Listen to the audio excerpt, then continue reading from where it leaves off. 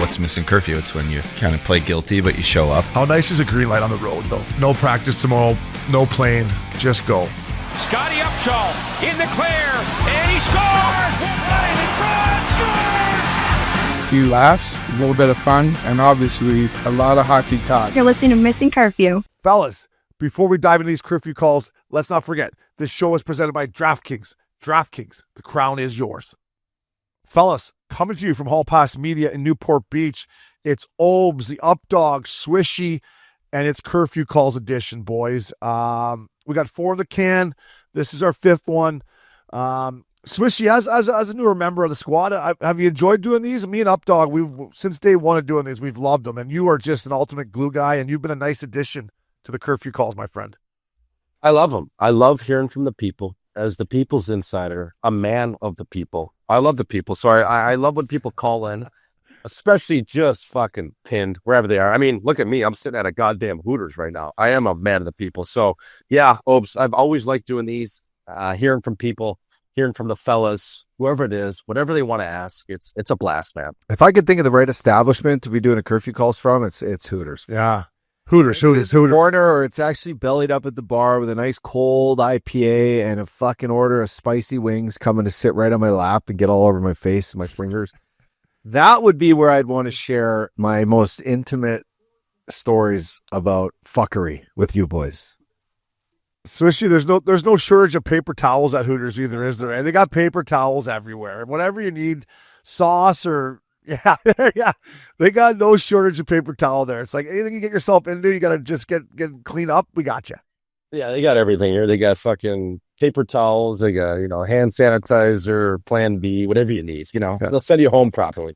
Yeah, I remember when my nephews came out here. I was up in Long Beach, and the Hooters there. When my family didn't want to eat there, but I said, "Hey boys, let's slide in. Just come on in." So took my 2 nephews in there, just kind of opened the door, and obviously all the girls saw them. Like, oh, what's going on? I'm like, oh, I'm just showing the boys the establishment here. And I texted their dad, Tommy. I was like, fella, I took them to the Hooters. I hope that's okay. He's like, yeah, it was great. I go, we didn't eat there. We just kind of poked our head in just so they could kind of get a feel for it. You know what I mean, Swishy? I mean, you gotta teach these kids young, man. You gotta see that. Obes, enjoy the fruits of life, baby. Yeah. Right? So yeah, this is always a staple on the trip here. So love it. It's a special, Hooters is a special thing for you and I. It opened its doors in 1983, fella. Wow. Same man, 41 years old Hooters is. Oh, I know. Clearwater, Florida. Fuck, I just looked up a photo of these babes when they first started working there. Oh, I bet. This is like Baywatch, like Pam Anderson style. It's funny you say Pam Anderson. I saw a picture of her and Tommy Lee from back in the day sitting at a card table in Vegas, and I mean, Pamela, just how sexy she looked, and just like, you know what I mean? Like, wow. Yeah. Must have been a lot of fun for Tommy back in the day. How about his wrench in that video? Guy was packing a fucking, beat stick there. There's the calendar. There's the They calendar. put the calendar back. That's how you get back in business right there. You have the annual calendar, $9.99, ship right to your door. Swishy, everyone's trying to save Hooters though, right? Was it John Daly or who just came out saying, or was it someone more famous than him, right? It was Hulk Hogan. Yeah, Hulk, the Hulkster. Yeah. He's trying to bring it back. He's on a mission. It's America, man. You can't take away this establishment from a free country like this. Are you kidding me? No, we appreciate you. We appreciate you tuning in from the Hooters, fellas. So, boys, this will be the 5th one. This is probably going to roll out it'll be about mid-August, I would say. And some of them I wanted to talk to you boys about was, we talk about throughout these curfew calls how trainings, the workouts have become different, and now it's more one-on-one, and guys are getting, actual workouts around them, and recovery. When I look back to like my workouts, my recovery was just like nothing. I don't even know if I would stretch or something, but like, what would you do for recovery? Massages and stuff like that? Because you got to think, guys nowadays with the cold tubs and everything they got, the recovery's got to be through the roof. A little tug, eh? Yeah. Yeah. Yeah, a little tug every now and then. No, it depends. Like, overall, you look at the way people treat training now. I think rest is almost more important than the training. It's a weapon. Rest is a weapon. But with the rest isn't just, sitting, taking a night off and, chilling on your couch with a bottle of wine. Rest right now is sleep. It's like the red light therapy. It's what you just said, heat and cold therapy. It's maybe some hyperbaric chamber, some oxygen therapy, and then it's all your peptides, which hopefully are legal in the world of sports right now. They should be. Amino acids, they should be. Take advantage of the hardness, Yeah. And the way you eat. So it's all combined as rest. And that's, I would say that, you got to go see a guy regularly for chiropractic work because your hips and your back and your, the bumps and bruises. But I think, man, just the things you're putting in your body and the rest you get are the most important things when it comes to recovery. That's probably what I would focus on now. Yeah. Swishy, how was your recovery back in the I'm talking off season, like obviously throughout the season we get it, especially in the National League, but how was your recovery? Were you taking it super serious?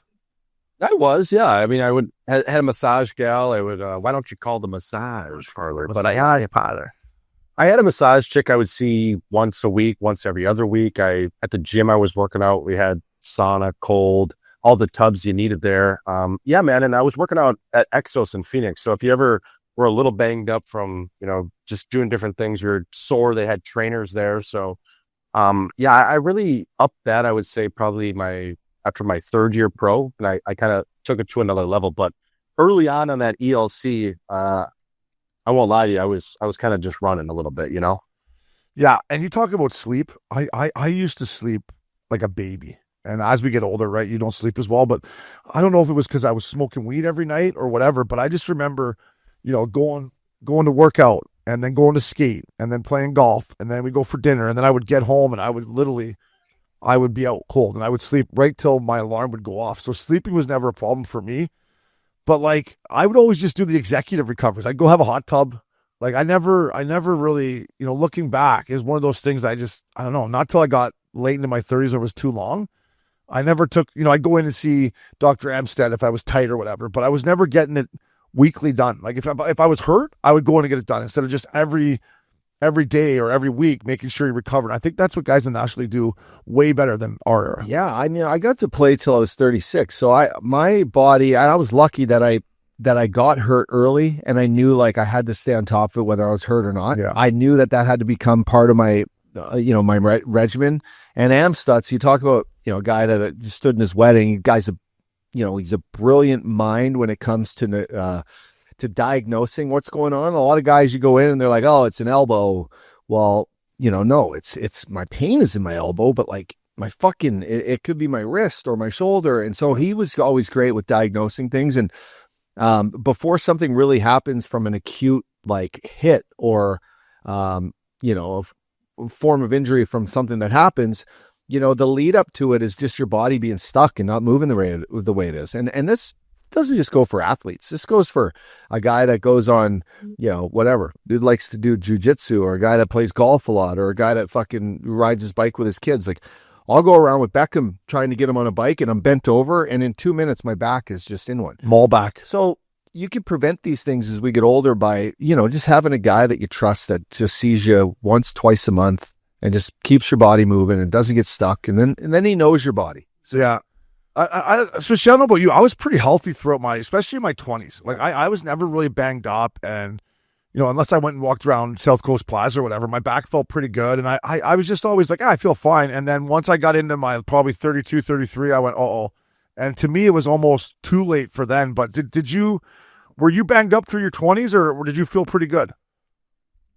Other than like a couple head injuries, not really. Also, I mean, I never had a major surgery. I would say for me, it just powerlifting at a young age, just for at college and in the summers, that kind of fucked up my back to a point where just like my foundation wasn't great. So anything I loaded on my back or different things with my hips, I think that affected me just throughout the years where I'd have to manage that because of the things I did earlier, especially in my 18, 19, 20, just how we were lifting. It was just dumb. It was just way too much weight on that area, and especially that lower lumbar spine. But that was the only thing I had to manage was just my back because I think it was just a direct result of putting too much force on it early.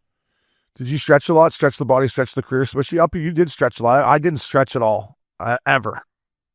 I tried to, yeah. I would do, yoga, Pilates. Yeah. That was an emphasis of, my training in the summer. But I wish I would have done more in the season, to be honest. Like after games, like I never wanted to do. I just wanted to have a beer or just hang out in the tub with the boys. That was one thing I wish I would have recovered better after games. I think I would. There's something looking back. I'll tell you what I was doing in the summer, working on my tan. Yeah. You know, I was the priority number one was the tan. Keep the tan humming. Never really wore sunscreen either, right? Probably not nearly enough. No. Okay. No, I never did. Coming out that it's bad anyway. I remember Mac L would come out for Memorial Day weekend, and he'd be coming in pale from New York City, and I'd be coming back from Vancouver, and we would just take it, and people would be like, "You guys might want to throw in some sunscreen." We're like, no. This come Wednesday will be golden cookie brown, so don't worry about it right now. And we just ate it. So no, we never put sunscreen on. It's crazy. No, so you work on your tan. I'm working on my tan. That was priority number one. Yeah, but I just thought about that recovery. These guys now. Looking back, I probably should have done it more. And I think these athletes and guys like Sid and the release guys that can play forever, recovery is a big thing. So we're going to do a curfew call. We're going to read one first here, Updog. Why don't you lead us off there with old Fair France? Oh, Fair France. Here we go. What was your most memorable fella tour in Missin Curfew history? Oh, good question. I wonder how many we've been on. Can we count that maybe right now? Like, do you think we could probably figure that out? Well, we did. We started with Tahoe, and I would probably, I'm going to throw that out there. But let's just see if we can count them. Tahoe, we did Nashville for the Stadium Series. We've done Edmonton and Calgary, home and home, Battle of Alberta. We've done Florida for the All-Star game. Vegas for the All-Star game. Toronto for the All-Star game. Vegas for the All-Star game. Vegas for the final. Florida for the final. Okay, so we've probably been on Montreal for Four Nations. Oh, man. Yeah, we've been on a few. Okay, so I'm just gonna start off because it's etched in memory for me. But our first one ever was during COVID, and it was in it was Lake Tahoe. It was for the Vegas Golden Knights, Colorado. Basically the Winter Classic game of that year, right? Yeah, the outdoor. I don't know what they called it. It was the play-in. They had it as like a 1 p.m. puck drop, 2 p.m. puck drop. The sun was just beating on the ice. It was melting. So the game got like pushed back. After the first period, got pushed back about 6 hours. We were just completely gooned. But during that time, we got on the road for the first time as a team, Obes, and that was Hazy, me, you. It was A-Hall. It was Max back at the time, and my boy Bizzle was a nice addition at that time.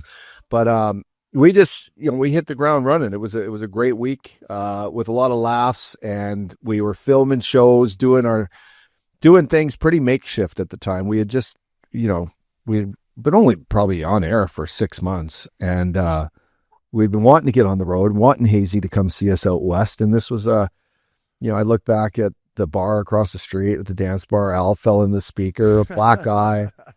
Max pissed himself in the hallway. Like, it was a full on, it was hilarious. And just look back at that one being pretty awesome. Yeah, we had to work out the kinks in the first one for you. Swishy, what is, I know you got to run here, fella. So what was your favorite fella tour? You've only been on a couple, but what one jumps out at you, fella? Well, Kansas City was hilarious. I thought that one was, just. We got banged up. We got banged up, number one, and then just being a little out of place at that KC Live, but it was fun. I look back at the one where I just got invited to. I wasn't even on the show yet. We were in Toronto for the All-Star game, and we slid over to Travis's spot. You guys had that lined up that night. The Real Rocket was there. Some other guys were in the mix. You did that National League, and that's why I realized, like, Missin Curfew was like, okay, this is I knew Uppy, obviously, but Obes, I didn't know you a ton, just through the internet. I was like, these guys, these are some veterans I want to be hanging around with. So I would say that party in Toronto was a lot of fun.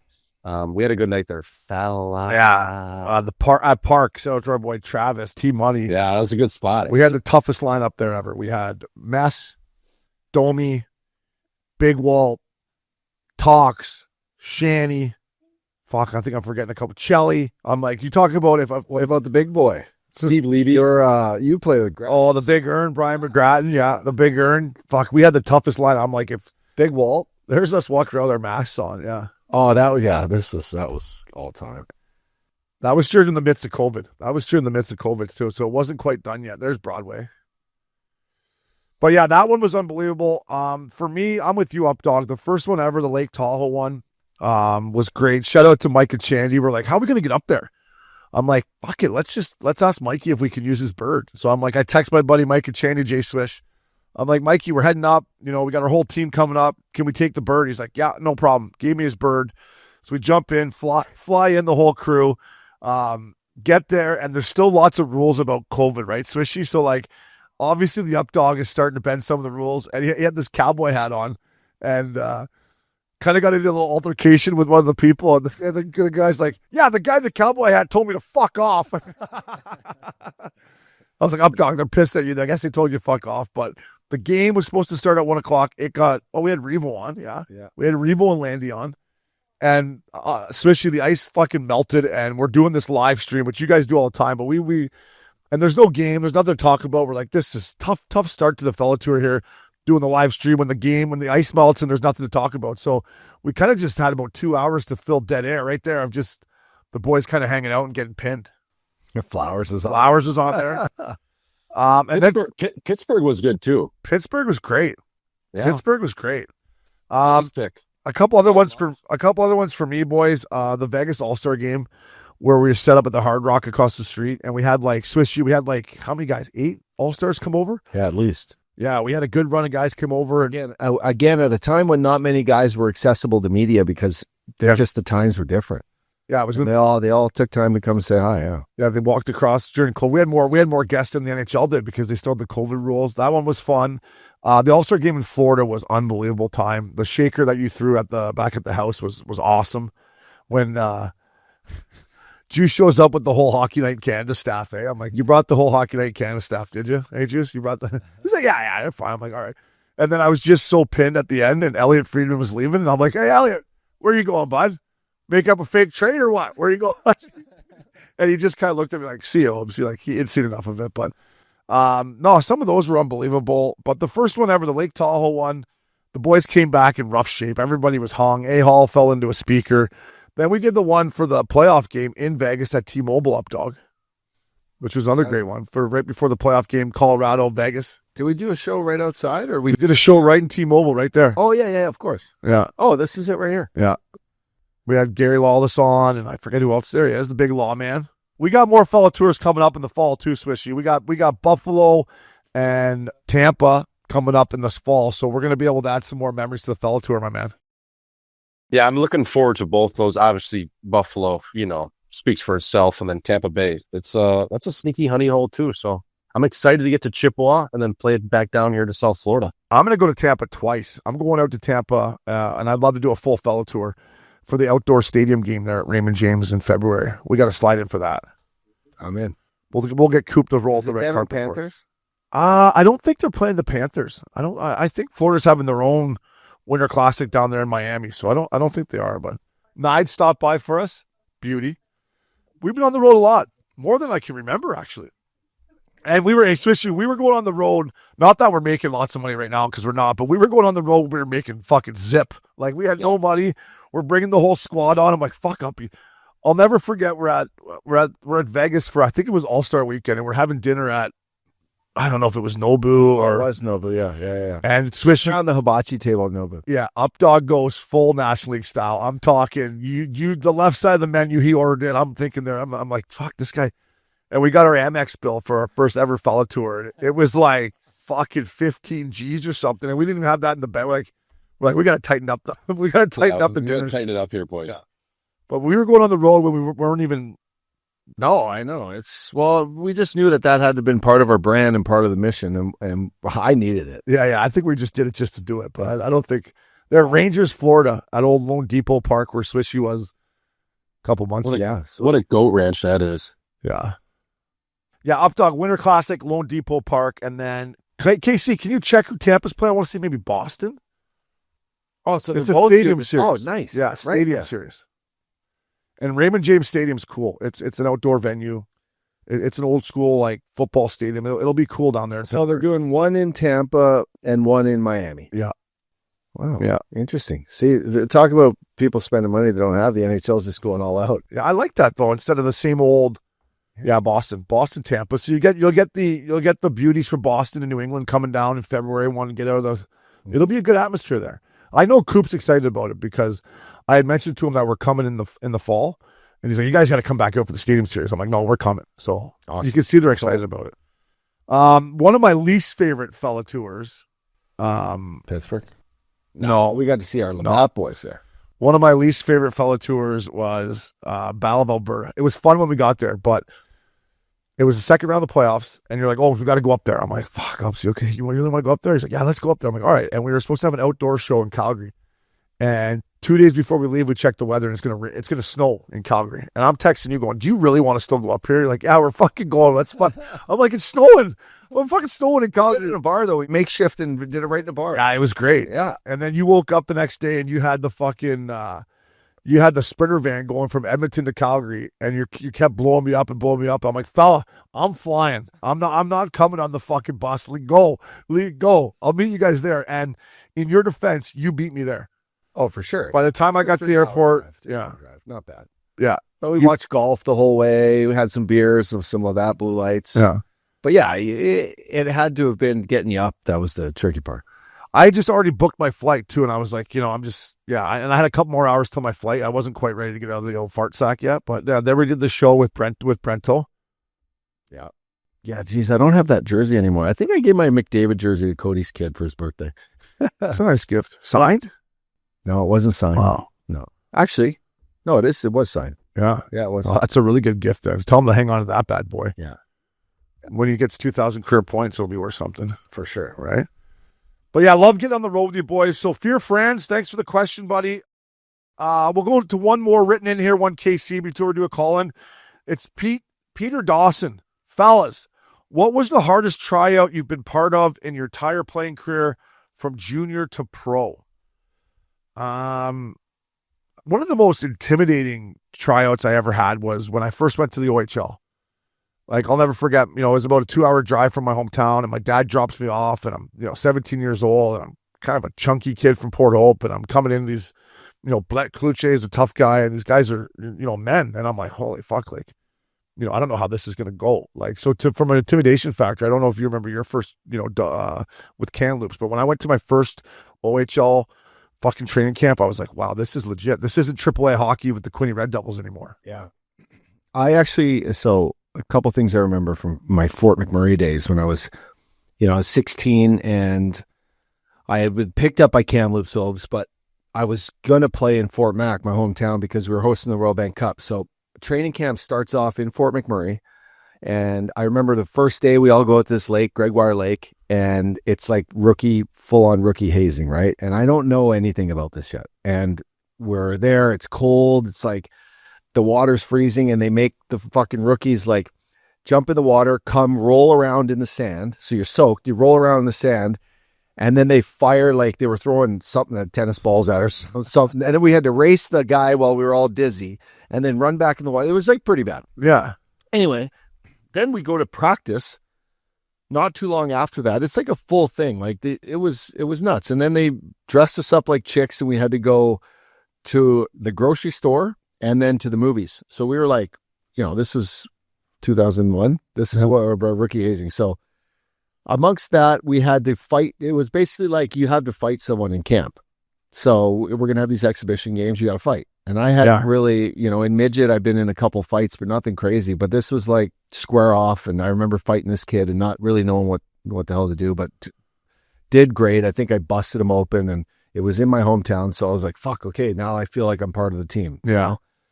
But intimidation factor, 10 out of 10. Yeah. And then I went to Kamloops probably 10 days into that training camp with the sole purpose of just getting the experience. Obes went in 2-3 days. And there I'm playing, I remember like Daryl Sador was,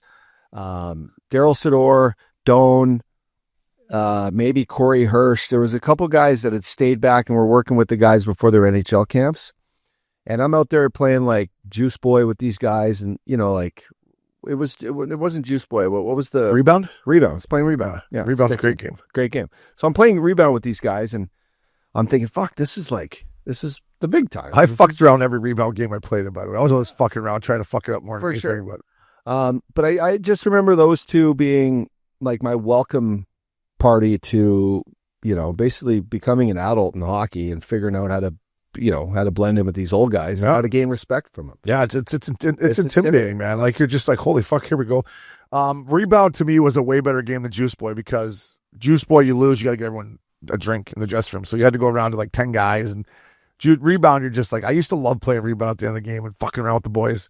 And when you talk about hazing, like I went through some shit too, my rookie year in the OHL, but looking back on it, it's definitely could not fly nowadays, some of the stuff we did, but I didn't mind it. I was like, this is how you become part of a team. Like, I didn't love, like, having to sit on the fucking grate in the shower, like, like the dirty, but like, or some other stuff I had to do. But I never looked back at it like, oh man, they were like picking on me. I just thought they did it, the guys before them did it, and this is what I have to do. That's how I looked at it, and still kind of do to this day. Like, I had no problem with it. Yeah, the other things that I'm going to keep off this podcast, and I don't keep much of it, I would never want anyone to do anymore. Like, I look at them like, holy fuck, Yeah, that's crazy. Yeah, we did that.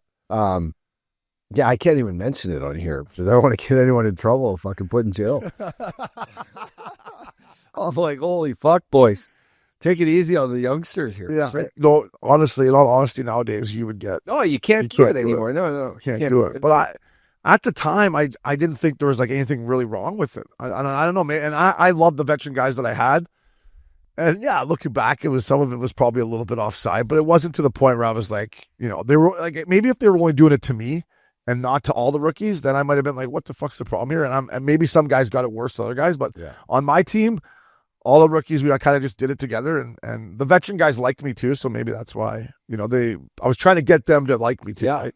Which I don't know if that's the right way to do it. You know what it's like when you're older too, and the young 16-year-olds come on your team. You always know like which guy is going to be like he's going to be a good kid. Yeah. And the other guys, you're going to really have to try to mold them. Yeah. And like break the ice a bit. And like, hey, serious, Mr. Serious, like have some fucking laugh a bit, bud.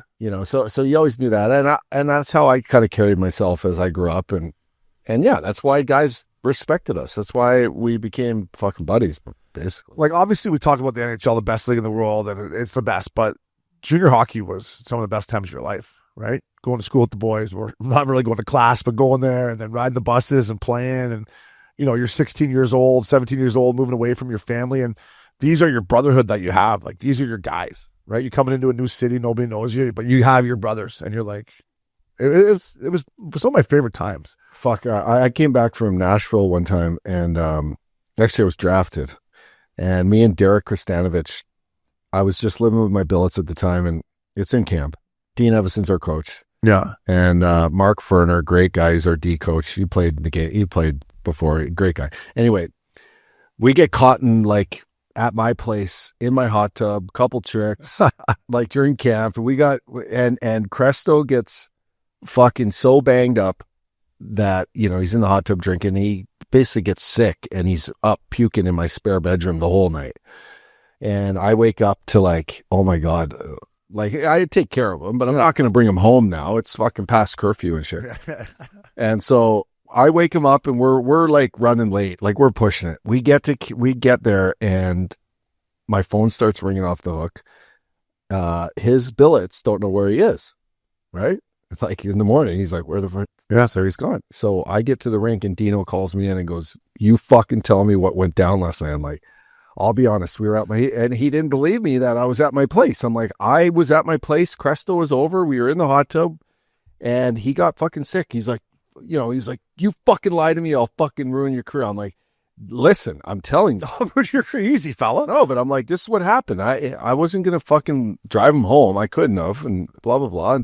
And so I just remember we had to go do fitness testing that day and he put us in front to do all the drills first in front of the guys. Like, he was making a point about it. And Cresto was white, man. He was white. Couldn't do a chin up. Couldn't do a push up. This is before fitness testing. This is right before fitness testing. I look at that today and I'm like, if I, at this point in my life, if I ever got into coaching or whatever, and you just see the phase of these kids at the time where they're getting in trouble like that. And they're just being kids. Yeah. I would be like, you could just, when they're lying. Oh, yeah. They're like kids, when they're lying, how they're going to probably try to persuade the story or whatever. And you're just like, guys, yeah, I was there. I fucking did it all. Like, so I look at that. You can't look at that now. By me. I would love to just see some of these situations, these kids put themselves in on a team, like in junior and be like, let me just tell you a story. Yeah. You know, or like, hey, just tell me what the fuck happened. I'll help you fix it. Yeah. You know what I mean? You teed me right up. I may have told this story before over the years, but going back to junior, me and Josh Gratton and whoever else in the back of the bus, we must have played Belleville or something. Belleville to Kingston's like an hour 20 from downtown to downtown. And it was a Saturday, and we brought booze on the bus. So we had booze on the bus after the game in Belleville. Somehow we got it on the bus, and because when we were getting back, we were going right to a high school party. So somehow our assistant coach not only found out we had booze on the bus, which I can get, he found out where the party was. So now we're at this party, and we're fucking partying and dancing, having a good time, and there's like, dude, and someone comes around, they're like, oh, Grats, boys, your assistant coach is at the door. We're like, no fucking way. And sure enough, we come, and there he is, our assistant coach. He's like, let's go, boys, get the fuck out. I'm like, still to this day, I'm like, okay, I get that you found the booze, but how did you find out where the party was? Someone snitched on us, obviously, but For sure. Or he just knew all along. But how did he know the address of the shaker? Yeah. Was it a team shaker? It was whatever girls we were hanging out with at the time, or some of our buddies from school. It was one of their parties at their house. So One of the billets found out. maybe one of the billets. 100. That's who ruins everything. I don't think you can be a billet. I had the best billets. Shout out Selena and Lou were the best. But I think they signed a pact saying they're going to tell on the players if they suspect anything's going down. Like, because they don't want bad shit happening to players. I get that. But you get buried a lot just from like, how did they find out? I still to this day, when I went around and saw him, what was his name? Bricknell, or I can't remember his name. But me and Gratz were like, holy fuck, he is standing there. Like, so maybe one of the boys ratted on us, but still, how he found the address. Back in those days, there was no fucking Google Maps or fucking like how he tracked us down. To this day, I'll never know. I'll never fucking know how he did it, but he sizzled us big time. But Maybe you're in your memory, you're missing one key piece of like, I gotta be right. this one guy was hurt and he was just an idiot and he told Yeah. probably missing one key point. But There's one guy I'm they thinking know of that everything. probably sizzled us now that I'm looking back. He probably told on us. not a power play. But how he got the address, I'll fucking maybe one of the players knew where the party was. We probably told a couple guys, hey, this is where it is, right? And then whoever sizzled us. But imagine being an assistant coach and showing up and trying to ruin a high school party. Like, would you ever do that? Did you think if you were a coach? No. That was Just go home and get drunk yourself. Tough loss. Leave the boys alone. We're just all trying to have a good time.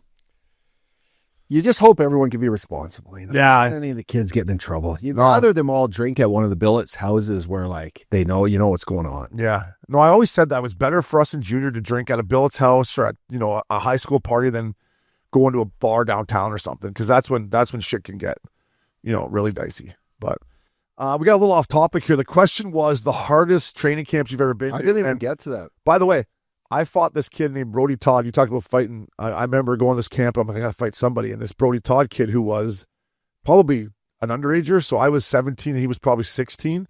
Big kid. And he came in the corner and ran me. I was like, this is my chance. I just kind of dropped my gloves and we both made the team. And he ended up being one of my best buddies. But we always joked about, before we were friends, we ended up fighting each other. But my first ever NHL training camp with Mike Babcock. So we go to rookie tournament El Segundo. Loops is playing me. We have the tournament, great tournament. I get 2 or 3 fights, and we find out who's going to make the main camp.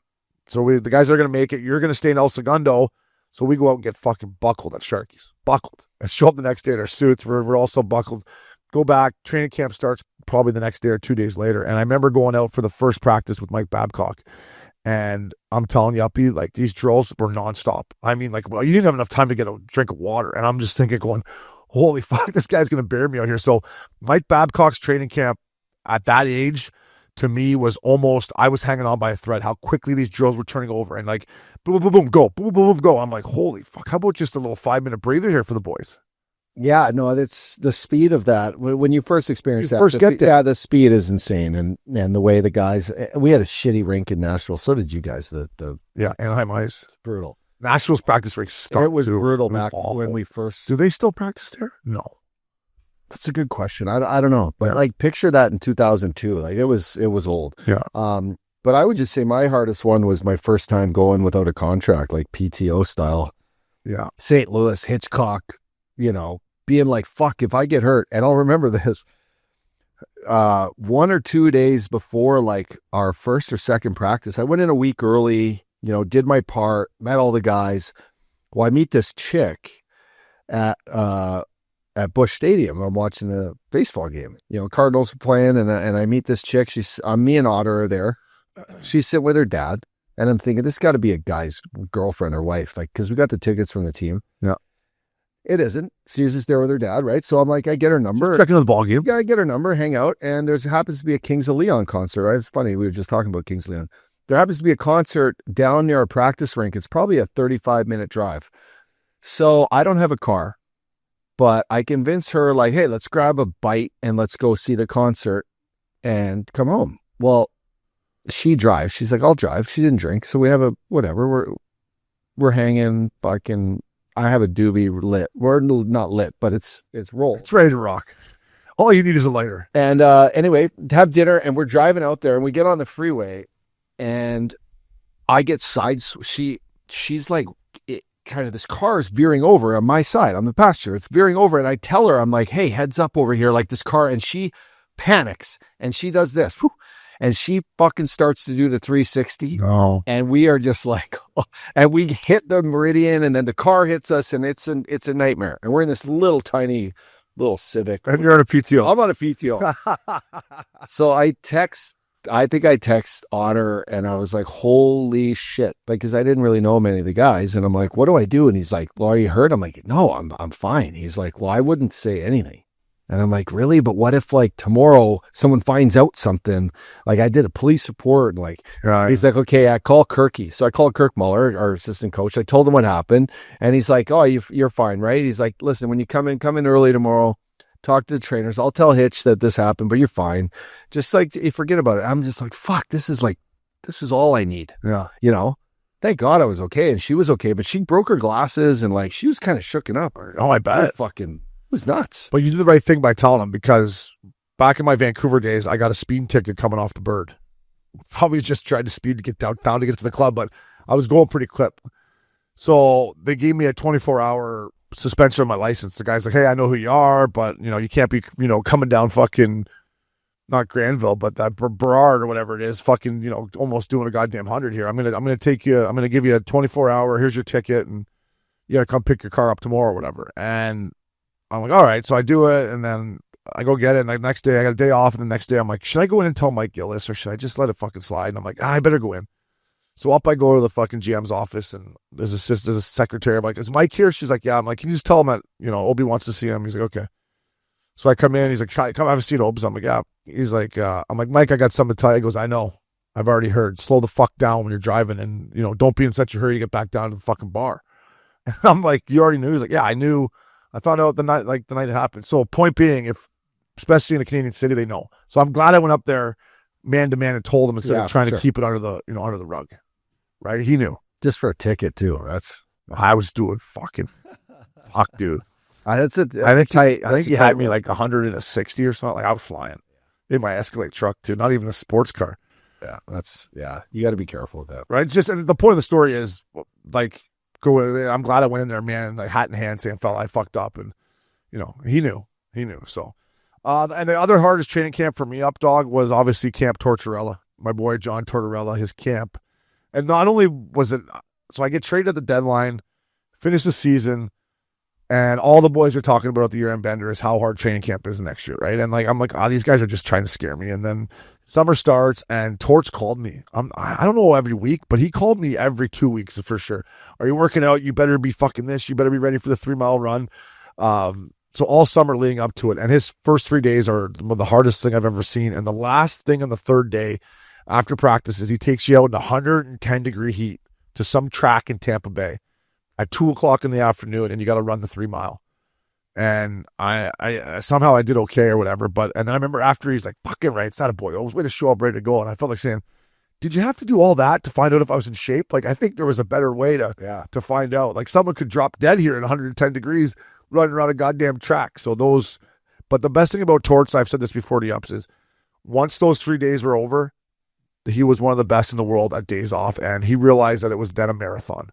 But to this day, I talk to Greener when I see him. Greener has a tough training camp. Yeah, very tough. I don't get burying guys. You're going to find out who's in shape and who's not by just putting them through their paces and when the games start, right? Don't you think? No, it's a challenge. You want to see who are mentally fit for the challenge of a new hockey season and a new beginning, and who is prepped for this, and who's going to fold, and what groins you're going to tweak, and like who's this thing injuries, but who's going to man up and accept that they know it's a 3-day hard fuck around right off the start. It's you're not coming in and being like, oh, this coach, like it's going to be one hard practice and then it's going to get good. No, like, you know what it's like mentally going in and knowing like 3 full days of boot camp is upon us, and who's going to like fight their way out of it. You want to see it. Or they'll separate. It's not so much for the guys like the guys that have been there forever, and maybe it is, but it's more for the guys who are trying to separate themselves in the bottom pack of it all, right? And who these young kids are that are pushing themselves into a spot that's going to be, make it hard on the coaches to pick the right team. Yeah, and then here we go again, Bob Hartley. But Bob Hartley's training camp was too much. I mean, I remember talking to the boys, being like, guys were dropping like flies. And the thing about Hartley, he was such a prick that if you had a lower body injury, he'd make you go in there and do the fucking one of those things, the fucking whatever machine that was. The arm wheel. Yeah, the arm wheel. Oh my! So guys were blowing groins fucking left, right, and center. And guys, like, instead of giving guys, they'd be in there fucking. I don't know if he was trying to think they were faking it or whatever. But that training camp, I remember talking to Camilleri and Stage and Gio and being like, "What the fuck are we doing here? This is insane. Like, this has been 2 weeks of this, not 3 days. This has been 2 weeks. Season starts in a fucking couple weeks. Let's gear it down a little bit." So, great question. KC, let's do a call, my man. All right, boys, we got a little call in from Donald. I can't pronounce his last name, but Donnie Boy. So here we go. Donnie. Hey, guys. Love the show. You guys are beauties. Anyways, just curious. When you guys made a little bit of money, what was the most simple but enjoyable thing you bought? Whether it be mushrooms, a nice dinner on your own, things of that nature. Let me know. Take care. Have a great summer, guys. I bought a Sea-Doo. Yeah, that's a nice pick. That's a nice purchase. Bought off my dad's buddy. Had a trailer and everything. Used to drive to Sylvan Lake. Yeah. Fucking fired in the lake there with loops. Kenny Power style. Yeah, totally. I used to drive it down the river in Edmonton too. Right? It was full redneck style. Geez, I mean, it was always nice is like buying your own set of clubs, and if this club doesn't work, you just give it away and buy another one. That was always nice. Yeah, I think for me, like, not to get too sentimental here, I think when I first started making some dough, like, being able to take my parents and sister for dinner, right? Come home in the summer, like, I got dinner tonight or whatever. And then as it moved on, I started making more and more money. Just the ability to basically do whatever you want, right? But you want to go on a trip, you go on a trip. You want to do this and that. And for me, being able to go into a club and fucking be like, give me that table, give me fucking 3 bottles of what I want. Here, run this fucking thing. Just bring me the bill at the end. Now, I spent way too much money in clubs, way too much money. I wish I could have half of what I spent back right now. But that ability to know at 25 years old, single, playing in the show, going to hide, being like, there, put it on that, and don't come back till last call's over with. That maybe that's not the right mentality, but that's what I enjoyed doing. If we scored more goals and did that a few less times, we probably, who knows, we'd still be playing. No, but it was nice that 3 of us could chop it up. Yeah. Some guys don't chop. Some guys just eat that. Loops didn't chop it up enough, man. Loops got off the hook too easily, dude. You got off the hook too easily. I know, right?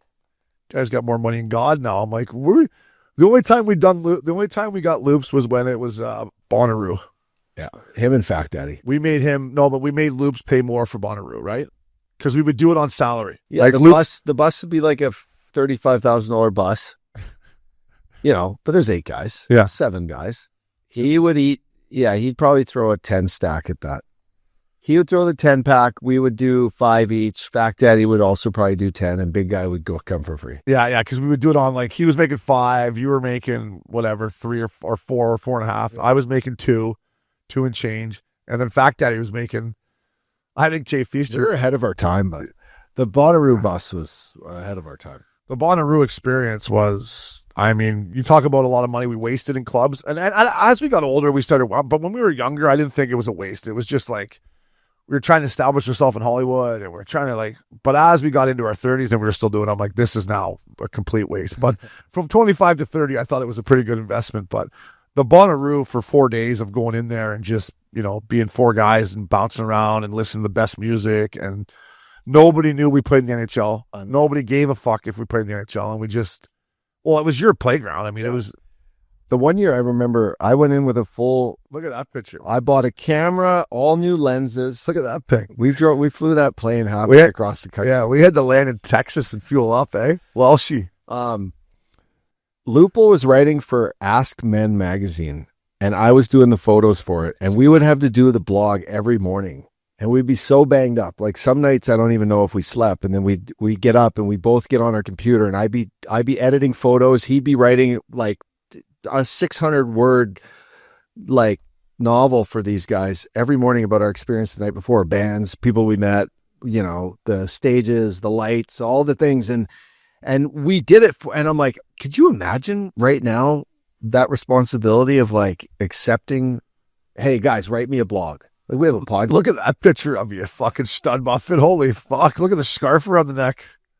It's over your right shoulder there. Yeah, that was my neighbor actually.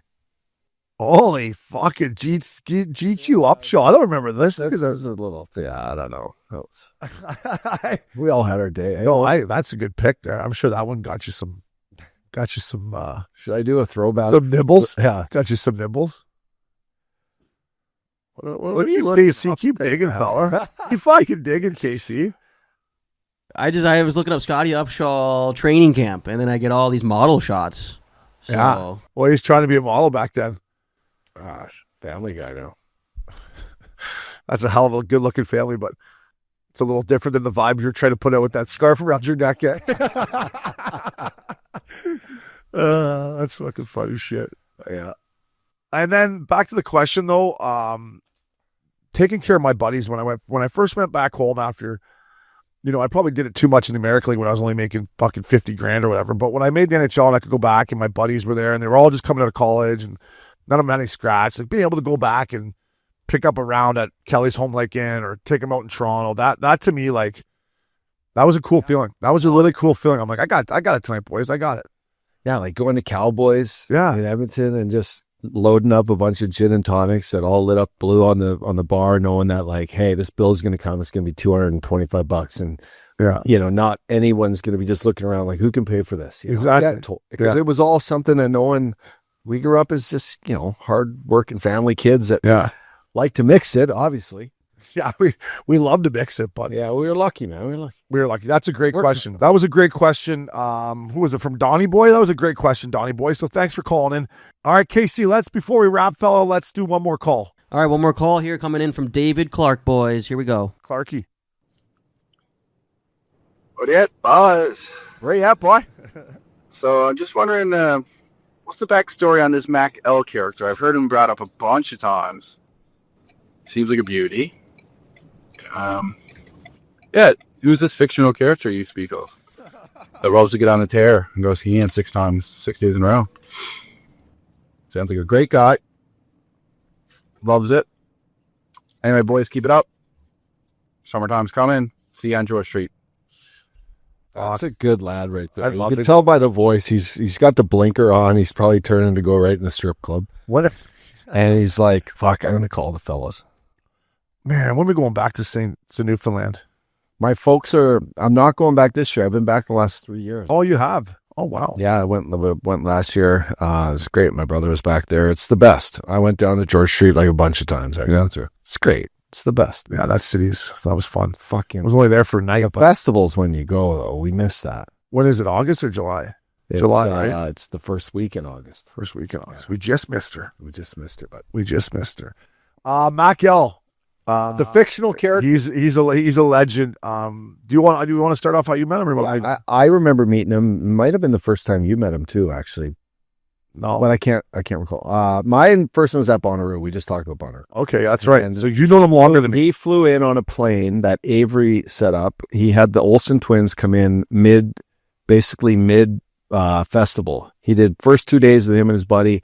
Then he flies in the Olsen twins, and Mac L jumps on the bird because we got an extra spot on the bus, and he comes in, and I remember just hitting it off.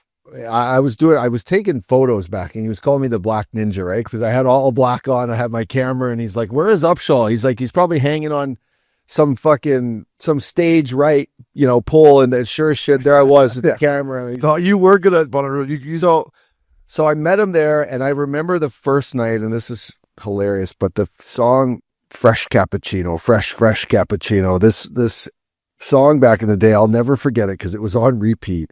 And there was these babes outside the bus, and he was relentless. And we all know Michael, he's a relentless hound in his day. But that was my first time meeting him. And then for me, growing up, not knowing much about city life, Mac Daddy showed me everything inside and out, the good and the bad and the ugly in New York City, which without him, I'd know nothing about basically adulthood. He really taught me how to be, I look up to him as like a bigger brother, actually. When I was going into the city like that and hanging out, meeting people, I met a lot of great people through him, helped start a little business with them. But the guy is, he's one of one, the fictional character of Mac L. Yeah, he surely is. I met Mac L at the Jerry Brockheimer tournament. Oh, that's right. He was my goalie. He was my fucking tendy. And it was me and Loops on the same team. Shuppy, God rest your soul. Shuppy, we miss you, fella. Who's the movie guy? The bigger guy, produces movies. Fuck. You've known him forever, back in the day. He produces them. The guy from Sony Classics. Yeah. Bernard. Yeah. Tom Bernard. Yeah. So he was on our team, and Mac L was our tendy. And the old Brockheimer tournament back in the day, no cell phones, no nothing. It was just a complete fucking gong show. Everything was dialed in, but you had to play 4 games. Like, that was the thing. Like, you had to play 4 games. So, the first night I meet him, we play, and as the tourney's going on, we're going out every single night, and we're staying out to God knows what time. And the next, I just remember every whistle being like, "How you doing, buddy?" He's like, "Give me some of the water." He's like, "Yeah, like, hang in there, we're almost fucking done." And he's just in there fucking battling his bag off. And it was such a great weekend, and stayed in touch with them, throughout my whole career. Anytime I went in to play the Rangers, I would, go have dinner with them. And anytime he'd come out for all our Memorial Day weekend parties that Loops would have, and he'd come out for July 4th. And then when I retired, Loops had bought a place in New York, and I started spending a lot more time in New York to see Mac L and Loops, and just how dialed he was in New York City, and how he took care of everyone, like all his buddies. And, we'd be rolling in these places, and he'd have fucking 15 people with them, and he'd be getting them all in, and then he'd go back out and grab another guy. I'm like, dude, you are a better guy than me. I'd have you, Uppy, Loops, and me, and you, that'd be it. And he just took such good care of his friends. But how dialed he was in New York City, was a thing for me. Took me to the Hamptons for the first time. Rented a patio with him in the Hamptons. Took me to Nantucket for the first time with his brother Steve, and got banged up. I have one of the best pictures ever of me and you and Loops at Steve's place with the American flag, and we're all just standing like kind of like that. It's unbelievable. But yeah, just how dialed in he was in New York. And fuck, one thing about Mac L, he can go, man. He can. I'll put Mac L up against anyone, just for a week-long bender or a weekend bender. He can go. I was like, this guy can go. And back then, I could go too. So it was fucking perfect fitting, You know what else about him? He's got a good palate. Guy loves good food. He does. What he's good at is organizing. I've traveled all over the world with him. He's incredible. He's like your all-in-one guide / liaison for food, for drinks, for nightlife, for activity. He has it all. It's a gift, actually, what he's been able to do. It says a lot about the experience. And the thing about Mac L, yeah, he can set up a good dinner. Sometimes when I first retired, I'm like, fuck, you sure we need dinner tonight? Like, do we need to go to dinner at a club? He's like, yeah, fuck, we got to go. This place has the best chicken parm you've ever had in your life. Or I'm like, this has the best burger you've ever had in your life. We got to go there, and then we're going to go out, Opes. Another thing, Mac L, he loves sports. Loves hockey, loves hoops, can talk sports. He absolutely loves Entourage. He knows every fucking quote from Entourage. To this day, we don't text very much anymore, but when we do, it's always an Entourage quote, and he loves a good movie quote. Like, that's the thing about Mac L. He can just, any movie quote, any Entourage quote, he's bang on it. And he can't spell no. He cannot spell no.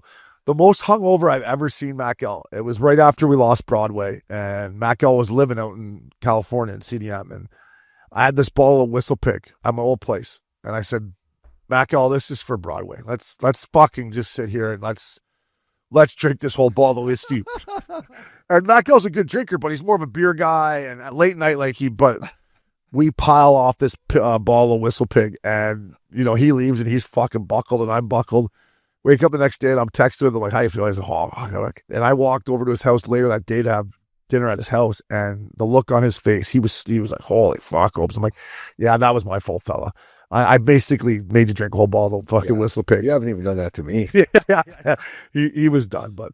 Boys, what's Mac L's real name, and like what does he do for a living? Like Andrew McLaughlin. is he a hockey guy? Like He's a goalie at Boston College. okay, there you go. Goalie at Boston College. Now works for a private equity company, but finance. He was in finance. He was actually, crazy story about Mac Ellis. He was heading to work the morning of the World Trades. I don't think he was working in the World Trades, was he? But he was walking to work when the first plane hit, and he was like, he tells the story of like basically running somewhere and hiding after that, right? But that's crazy. Imagine, Crazy.